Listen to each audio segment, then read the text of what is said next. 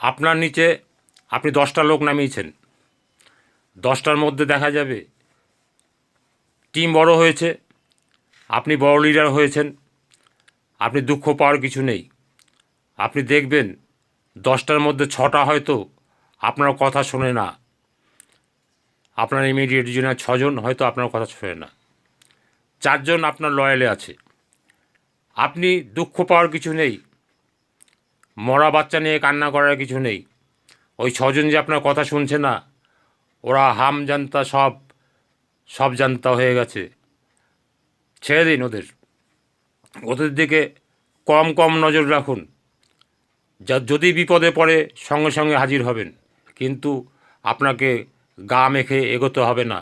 আপনি যে 4টে আপনার লয়ালে আছে সেই 4টেকে নিয়ে আপনি ব্যবসা করুন এবং তাদের হাড়ির খবর নিন, সব খবর নিন। বড় মিটিংয়ে তাদের 2-1টা জুনিয়রকে তুলে ধরুন, ধরে ওদেরকে বলুন তোমার তো অমুক চন্দ্র অমুক আছো দাঁড়াবে, বলুন তোমার তো বড় ব্যবসার গতি আছে, অথচ তুমি ব্যবসাটা ভালো করে করছো না। এরকমভাবে 2-4জনকে তুলুন বড় মিটিংয়ের মধ্যে। ওরা কিন্তু ব্যবসা দেয় না, ওরা কিন্তু প্রেম করার জন্য ব্যস্ত। ওদেরকে একটু নাড়া দিন, বলতার বাসায় ঢিল মারুন, দেখবেন ওরা কিন্তু ব্যবসায়ী তৈরি হয়ে যাবে। এটা আপনি করতে যাবেন না, আপনার ইমিডিয়েট র্যাঙ্কে আপনি করতে যাবেন না, এইটা বড় লিডার দিয়ে করাতে হয়। বড় লিডার যখন সব খবর জানবে তখন বড় মিটিংয়ে একটু নাড়া মারলেই হবে। বড় মিটিংয়ে একটু নাড়া মারলেই হবে।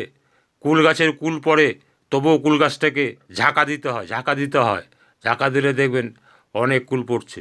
তেমন টিমের ব্যবসা আসছে, সেই ব্যবসাটাকে একটু মাঝে মাঝে ঝাঁকা দিতে হবে। ঝাঁকা দিলেই ব্যবসার ফলন আরও বাড়বে, ব্যবসার পরিণাম আরও বাড়বে। সেই ব্যবসা নিয়ে আপনি আপনার জীবন ধন্য করতে পারবেন এবং ওদেরকে ব্যবসায়ী তৈরি করে ফেলতে পারবেন। ওরাও প্রচুর ইনকাম করবে। আপনার দেখবেন আস্তে আস্তে ওই 6টা জুনিয়রও আপনার পথে চলে এসছে। দেখবে না এই সিনিয়র দ্বারা তো টিমের মঙ্গল হয়, তখন ওরা যে সব জানতা হয়েছিল আস্তে আস্তে আপনার কাছে এগিয়ে আসবে। তখন ত্যাগ করবে না, তখন গ্রহণ করুন, গ্রহণ করে তাদেরকে বড় করার চেষ্টা করুন।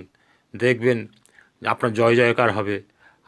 আপনার রাগ কেউ বুঝতে পারবে না, আপনার দিল মে আগ শির মে বরফ থাকবে, তবেই কিন্তু আপনি জয়যুক্ত হতে পারবেন। দিল মে আগ শির মে বরফ নিয়ে আপনাকে এগিয়ে যেতে হবে, তবেই আপনি সাকসেস হবেন।